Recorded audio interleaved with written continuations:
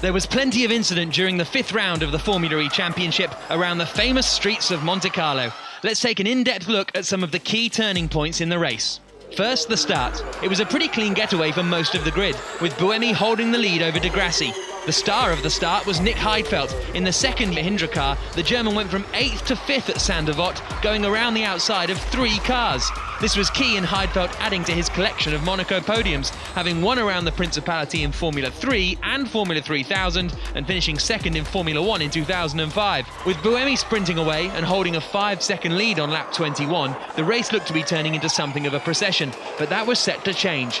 Jean-Éric Vergne was trying to take 3rd place away from Nelson Piquet, who was struggling in his Neo Next EV car.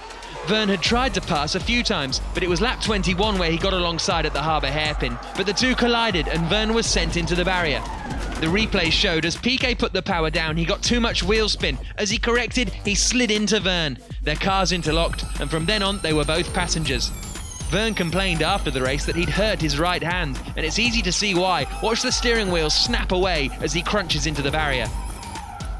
Sensing the seemingly inevitable Qualcomm safety car, Jaguar and Faraday Future Dragon Racing decided to pit their drivers in order to gain an advantage and emerged from the pits right behind the safety car.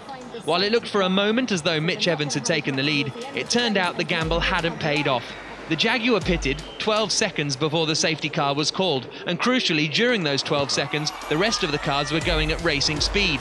The move would have worked if the rest of the pack had opted not to pit behind the safety car, but after Lucas di Grassi's strategy in Mexico City last time out, everyone dived straight into the pits once the safety car was deployed. Unfortunately for Jaguar, this gamble ultimately cost them time, as they were going slowly behind the safety car while the rest of the field were in the pits. Okay, catch up, catch up. Push, need to catch up.